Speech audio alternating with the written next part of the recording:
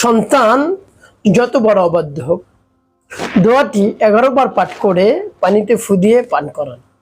সন্তান সাথে সাথে বাধ্য হয়ে যাবে, যা বলবেন তাই করবে, আপনার বিরুদ্ধে কথা বলবে না। আপনি যা বলবেন তাই দাঁড়িয়ে দাঁড়িয়ে শুনবে। প্রিয় ভাই বোনেরা, আপনি যদি বলেন স্কুলে যাও, কলেজে যাও, মাদ্রাসা যাও, ভার্সিটিতে যাও, সব কাজ সে শুনবে, কোনো আপনার অবাধ্য হবে না। প্রিয় ভাই বোনেরা, আমলটি খুবই গুরুত্বপূর্ণ এবং দামি। তার কারণ সন্তান যদি অবাধ্য হয়ে যায় তাহলে পিতামাতার মন ভালো থাকে না, তারা হাই হুতাশ করতে থাকে, পেরেশানির মধ্যে পড়ে যায়, একেবারে দুশ্চিন্তার মধ্যে পড়ে যায়। কি করবে? সন্তানকে নিয়ে তো অনেক আশা ভরসা রয়েছে, তাকে জজ, ব্যারিস্টার, ইঞ্জিনিয়ার, পাইলট বানাবে, কিন্তু সে যদি অবাধ্য হয় তাহলে ভালো ভালো রেজাল্ট উপহার দিতে পারবে না, ভালো কলেজে ভার্সিটিতে চান্সও পাবে না। এটা ভেবে মাতা পিতা একেবারে অস্থির হয়ে পড়ে। কি করবে? একটিমাত্র সন্তান, কিছু বলতেও পারছে না। এমত অবস্থায় আপনি আল্লাহ রাব্বুল আলামিনের শরণাপন্ন হন, আমল করুন, দেখবেন সাথে সাথে কাজ হয়ে যাবে। তার কারণ পিতামাতার দোয়া আল্লাহ রাব্বুল আলামিন সন্তানের জন্য সাথে সাথে কবুল করে নেন। তো আমলটি আপনি শিখে রাখুন, আপনার কাজে লাগবে। হতে পারে আপনি অনেক অর্থ সম্পদ খরচ করেছেন, কাজ হয়নি, আপনি নিজে নিজে আমলটি করুন। আপনার মনে দরদ রয়েছে, মনে ব্যথা রয়েছে, দরদ মাখা কণ্ঠে, দরদ মাখা হৃদয় নিয়ে, অন্তর নিয়ে, দিল নিয়ে আমলটি করবেন, সাথে সাথে কবুল হয়ে যাবে ইনশাল্লাহ। প্রিয় ভাই বোনেরা, আমলটি কখন কিভাবে করবেন, কোন নিয়মে করবেন, আমলটি করে কিভাবে উপকৃত হবেন আমি বলে দিচ্ছি। বিস্তারিত জানার জন্য, আমলটি শিখে রাখার জন্য ভিডিওটি না টেনে না কেটে ধৈর্য এবং মনোযোগ সহকারে শেষ পর্যন্ত দেখতে থাকুন, তাহলে সঠিক নিয়মে আপনি আমলটি করতে পারবেন। আর যদি টেনে টেনে কেটে কেটে দেখেন তাহলে দেখা যায় অনেক জায়গায় বাদ পড়ে যাবে, সঠিক নিয়মে আপনি আমলটি করতে পারবেন না।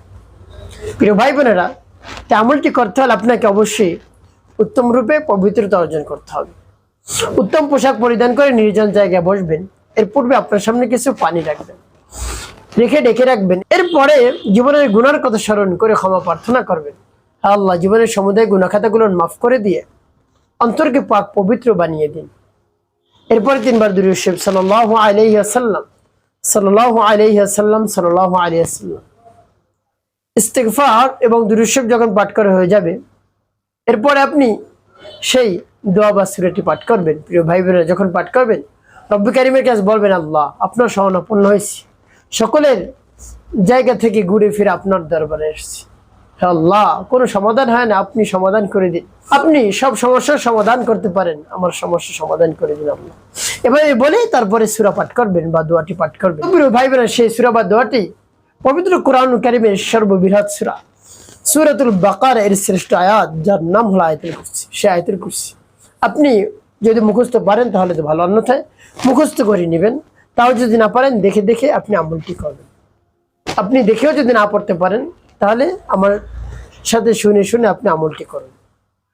আমি আপনাদেরকে আয়াতুল কুরসি বলে দিচ্ছি সহিশুদ্ধ করে, আপনি সহিশুদ্ধ করে এভাবে আমল করবেন। যেমন বিসমিল্লাহির রাহমানির রাহিম, আল্লাহু লা ইলাহা ইল্লা হুয়াল হাইয়ুল কাইয়্যুম লা তাখুযুহু সিনাতুন ওয়ালা নাওম লাহু মা ফিস সামাওয়াতি ওয়া মা ফিল আরদ মান যাল্লাযী ইয়াশফা'ু 'ইনদাহু ইল্লা বিইذনিহি يعلم ما بين أيديهم وما خلفهم ولا يحيطون بشيء من علمه إلا بما شاء وسع كرسيه السماوات والأرض ولا يؤوده حفظهما وهو العلي العظيم। এবার যখন পাঠ করা হয়ে যাবে, এবার আপনি একটু ফু দেবেন পানি, তারপর আপনি আবারও পাঠ করবেন বিসমিল্লাহির রাহমানির রাহিম, আল্লাহু লা ইলাহা ইল্লা হুয়াল হাইয়ুল কাইয়্যুম لا تأخذه سنة ولا نوم له ما في السماوات وما في الأرض من ذا الذي يشفع عنده إلا بإذنه يعلم ما بين أيديهم وما خلفهم ولا يحيطون بشيء من علمه إلا بما شاء وسع كرسيه السماوات والأرض ولا يؤوده حفظهما وهو العلي العظيم. তারপর আপনি মনে ধরে দিন আবার পাঠ করবেন। বিসমিল্লাহির রহমানির রহিম আল্লাহু লা ইলাহা ইল্লা হুয়াল হাইয়ুল কাইয়্যুম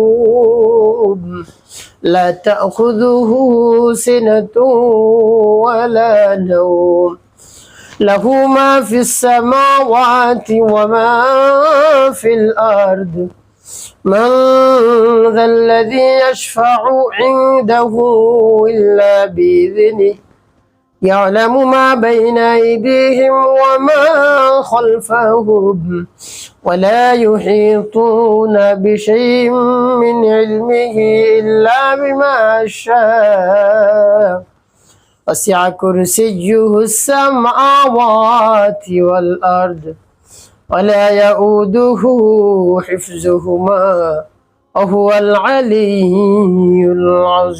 العظيم. পাঠ করা শক্ত প্রিয় ভাই বোন এরপর পাঠ করবেন দোয়াটি ইয়া যাল জালালি ওয়াল ইকরাম ইয়া যাল জালালি ওয়াল ইকরাম يا ذا الجلال والإكرام ও যখন পাঠ করা হয়ে ফিরবেন প্রিয় ভাই বোন কতবার ভাবে গুনে গুনে আপনি 3 বার পাঠ করবেন।